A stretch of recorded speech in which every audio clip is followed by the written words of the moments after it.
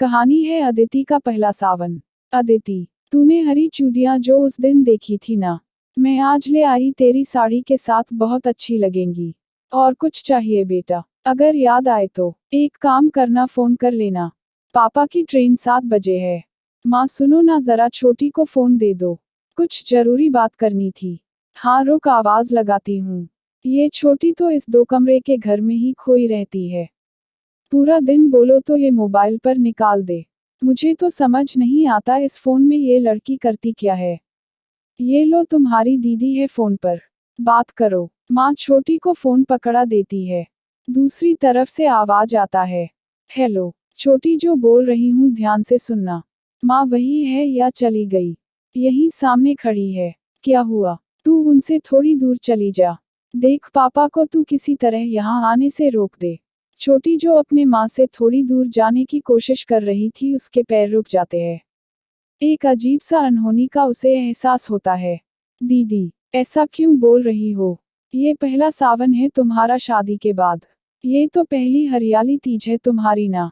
ऐसे में तो मायके से ही लड़कियों के साथ श्रृंगार के सामान जाते हैं।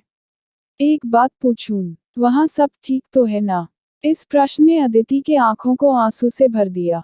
उसका गला भर आया। उसने अपने भावना पर काबू करते हुए कहा, हाँ, यहाँ क्या होगा? देखना छोटी, अभी 3 महीने तो पापा ने शादी में इतना कुछ देकर भेजा है। और ये तू भी जानती है कि इसके कारण पापा को कितने पैसे का कर्ज हो गया है। दीदी, तुम्हें लगता है कि पापा और माँ मानेंगे? और दीदी, माँ तो आज सुबह से तुम्हारे पास भेजने को एक छोटी से छोटी चीजों को एक जगह रख रही है, ताकि कुछ छूट ना जाए।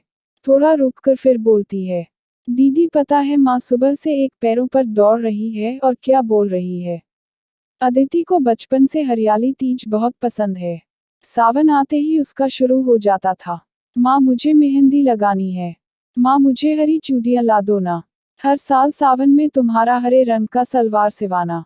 तुम्हारी एक एक बात को माँ सुबह से कई बार दोहरा चुकी है। और तुम बोलती हो पापा को मना कर दो। अदिति छोटी की बातों को सुनकर रोना शुरू कर देती है, लेकिन अपने आप को संभालते हुए बोली, पता है छोटी, वो बचपना था मेरा। आज हर पल पापा का कर्ज याद आता है, जो उन्होंने मेरी शादी के लिए ले रखे हैं। सुनो दीदी, मुझे इतना पता है कि अगर तुम पापा को मना करोगी ना तो वो और ज्यादा दुखी होंगे। आज उनको ये अफसोस नहीं कि उनके ऊपर कर्ज है, बल्कि सुबह से उनको ये खुशी है कि 3 महीने बाद वो कल तुमसे मिलने वाले हैं। वहीं अगर माँ का बस चले तो तुम्हारे लिए हर वो सामान लाकर तुम्हारे थैले में भरना चाहती है जो तुम्हें खुश करे। छोटी, सुन, मेरी सास बुला रही है, अभी फोन रखती हूँ। बोलते हुए बिना छोटी का जवाब सुने अदिति ने फोन रख दिया। अदिति और कुछ सुनती तो शायद उसके आंसू और हिचकियों से छोटी समझ जाती कि उसकी दीदी रो रही है। अभी 3 महीने पहले ही तो अदिति शादी करके इस घर में आई थी। जाने कितने सपनों को लेकर उसका पति ऐसा होगा, वैसा होगा। उसकी माँ ने भी तो बोला था, एक घर से दूसरे घर में जा रही हो, बस इतना समझना। अदिति, अब वो तुम्हारा घर है। अदिति ने अपनी नज़र एक बार चारों तरफ कमरे में दौड़ाई। माँ बोलती है ये अपना घर है, फिर क्यों ये मुझे अपना सा नहीं लगता? क्या अपने घर में भी रोज ऐसे ही ताने दिए जाते हैं? माँ डांट तो हमेशा लगाती थी, पर कभी ऐसा ताना नहीं दिया जो दिल को दुखा दे।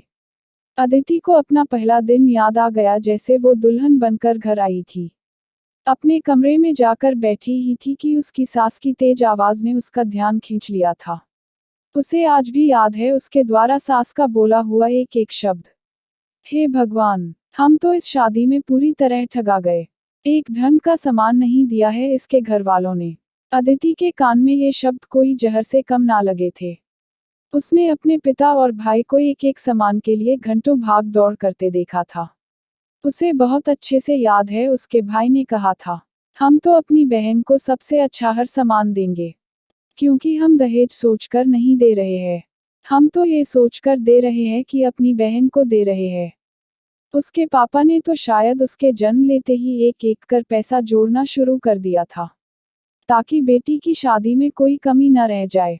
उन मेहनत की कमाई को एक पल में खराब बोल देना। अदिति का दिल अंदर से कितना दुखी हुआ था वही जानती थी। आज 3 महीने हो गए थे लेकिन तानों का कारोबार अभी भी जारी था। आज सुबह ही नितिन, अदिति का पति, ऑफिस जाते समय बोल गया था, सुनो, अपने पिता को फोन करके बोल देना, ढंग के कपड़े लाना हो तो लाए, नहीं तो रहने दे। मुझे सबसे सुनना पड़ता है, इसके ससुराल वालों ने ऐसा दिया तो वैसा दिया। अदिति को उस समय मन किया कि बोल ही दे, तुम्हें भी तो बोला था आते हुए मेहंदी लेते आना। आज सावन आए 10 दिन निकल गए, अभी तक हाथों पर मेहंदी नहीं लगी। एक दिन ननंद अपने लिए मेहंदी लेकर आई तो उसने अदिति से अपने हाथों पर मेहंदी लगवा लिया। कुछ मेहंदी अभी भी बची हुई थी। अदिति ने सोचा इसे फेंकने से अच्छा अपने हाथों पर लगा के सावन में मेहंदी लगाने की रस्म पूरी कर ले। मेहंदी लगाए हुए आधा घंटा भी नहीं हुआ था, सास कमरे में आकर चाय मांगने लगी। हाथों में मेहंदी लगा देखते ही पूरा घर सर पर उठा लिया। लो जी, काम के समय में यहाँ मेहंदी लगा कर बैठा जा रहा है। अदिति ने गुस्से में जाकर तुरंत हाथ धो लिया। उस दिन भी उसे अपने मायके में मेहंदी लगाने पर माँ के हाथ से खाना खिलाना याद करके कितना रोना आया था। अदिति जानती थी, उसके माँ पापा अपनी हर कोशिश करके उसको हर अच्छी सामान देने की कोशिश में आज भी लगे होंगे, लेकिन यहाँ उसकी किसी को कदर नहीं थी। इसलिए तो वह चाहती थी कि उसके पापा आए ही नहीं, लेकिन वो ये भी जानती थी कि अगर वो सामने से मना कर देती तो उसके घर वालों को कितना बुरा लगता। आखिर उसके घर वालों के लिए भी तो उनकी बेटी का शादी के बाद पहला सावन था। अदिति के मायके का दृश्य। अदिति के फोन रखते ही अदिति की माँ छोटी से पूछने लगी, क्या बोल रही थी अदिति तुझसे? कुछ नहीं माँ, बस इतना कि पापा कब तक आएंगे। ये तो वो मुझसे भी पूछ सकती थी, फिर तुझे फोन देने को क्यों बोला? तू मुझसे कुछ छिपा तो नहीं रही है ना? नहीं माँ, आपको तैयारी नहीं करनी दीदी के पास भेजने वालों के सामान के लिए? अरे हाँ, जरा हरिया को फोन लगा, अभी तक पायल नहीं पहुंचाया है। ये लोग भी ना कर्ज के नाम से ऐसे करते हैं जैसे कभी पैसे लेंगे ही नहीं। शाम के 4 बज गए, अभी तक पायल नहीं पहुंचाए। दरवाजे पर दस्तक होती है, लगता है हरिया आ गया। बोलते हुए अदिति की माँ दरवाजा खोलती है। दूसरे कमरे से अदिति के पिता भी निकलकर आ जाते हैं। आइए, आपकी ही बात अभी हो रही थी, पायल दिखा दीजिए। हरिया 3-4 थैलियों को निकालकर सामने रखता है। भाभी एक बात बोलूं, आपने अभी तक शादी में लिए गहने का पैसा नहीं दिया है, और फिर ये पायल। देखिए, आप ये ना सोचिए कि मैं आपसे पैसे मांग रहा हूँ, मैं बस इतना बोल रहा था, इतनी फिजूल खर्च क्यों? हरिया जी, आपके पैसे भगवान के दया से जल्द चुका देंगे। बेटी की शादी के बाद पहला सावन की ये हरियाली तीज है। सुना सुना अच्छा नहीं लगेगा। अदिति के माँ और पापा पायल पसंद करने लगते हैं। अदिति के ससुराल का दृश्य। अदिति सुबह से अपने काम को जल्दी जल्दी निपटाने में जुटी है, ताकि जब उसके पापा आए तो बैठकर उनसे थोड़ी देर बात कर पाए। उसका ध्यान बार बार घड़ी के सुई पर है। करीब 11 बजते ही उसके पिता पहुंच जाते हैं। अदिति को लगता है जैसे कितने सालों बाद अपने पिता को देख रही हो। नाश्ता करने के बाद अदिति के पिता उसे थैला देकर बोलते हैं, बेटा, इसमें माँ ने तेरे लिए कुछ सामान भिजवाए है, रख ले। अदिति उसे लेकर अपने कमरे में आती है। पीछे से उसकी सास भी पहुंच जाती है। देखूं क्या आया है पहले सावन के हरियाली तीज पर। अदिति थैले को सास के सामने खोलकर रख देती है।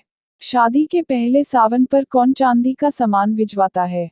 अदिति बिना कुछ बोले सामान को उठाकर अपने अलमारी में रखकर अपने पिता के पास आकर बैठ जाती है, और कई घंटे तक मन भर उनसे बातें करती है। शाम को उसके पति के घर आते ही उसकी सास का ताना शुरू हो जाता है। अदिति का पति कमरे में आकर अदिति को बोलता है, कहा था न, अपने घर वालों को मना कर दो, अब माँ मुझे सुना रही है। अदिति को अचानक से पता नहीं क्या होता है। वो बोल पड़ती है, हाँ तुमने कहा था, और पता है मैंने फोन भी किया था, पर पता चला माँ पापा को तो फुर्सत ही नहीं थी मेरी बात सुनने को। माँ मेहंदी लाने में व्यस्त थी, क्योंकि उन्हें पता था उनकी बेटी को मेहंदी लगाना कितना पसंद है। वही मेहंदी जो उस दिन यहाँ लगाई थी। तो तुम्हारी माँ ने काम की गिनती याद दिलाकर मेरे हाथों पर आधा घंटा भी नहीं रहने दी थी। वही मेहंदी जिसे तुमसे मैं पिछले 1 सप्ताह से लाने की जिद कर रही थी। तुम समझ सकते हो कितनी कीमती है ये मेहंदी। फिर मैंने अपने पापा को भी फोन लगाया, पता चला वो तो उस दुकानदार से बात करने में व्यस्त थे, जिनके कर्ज अभी भी वो नहीं चुका पाए हैं। शादी के गहने का कर्ज चुका नहीं पाए उनसे मेरे पापा पायल लेने गए थे। पता है क्यों? उनकी बेटी का शादी के बाद पहला सावन का तीज था ना। कैसे मैं बोलती कि इसे भी कीमती कुछ लाओ। इससे कीमती कुछ होता है क्या? अदिति के बातों का नितिन के पास कोई जवाब नहीं होता है। वो चुपचाप कमरे से बाहर चला जाता है।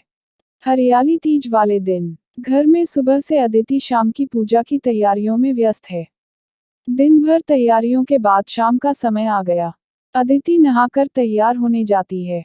अदिति अलमारी से अपनी माँ की दी हुई थैली को निकालती है। माँ ने साड़ी के साथ का मैचिंग चूड़ी, बिंदी, कान के झुमके, हर छोटी सी चीजों को ध्यान से रख दिया था। अदिति एक एक सामान को उठाकर बहुत ही प्यार से उसको पहन रही थी। जब वह पूरी तरह से तैयार हो गई, उसने अपनी बहन को वीडियो कॉल लगाया। छोटी, ये देख कैसी लग रही हूँ। बहुत सुंदर दीदी, ये देख मैंने पूरे हाथ में भर के मेहंदी भी लगाई है। माँ को बुला ना, उसे भी दिखा। छोटी माँ को आवाज देकर बुलाती है। माँ, ये देखो कैसी लग रही हूँ। बहुत सुंदर मेरी गुड़िया, बहुत सुंदर। अच्छा सुनो, मैं अपनी कुछ फोटो भेजती हूँ, पापा को भी दिखा देना।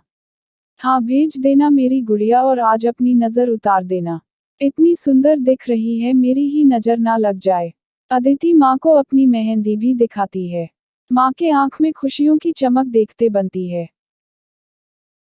अगर आपको कहानी पसंद आए तो लाइक और शेयर कीजिए और चैनल को सब्सक्राइब करना मत भूलिए।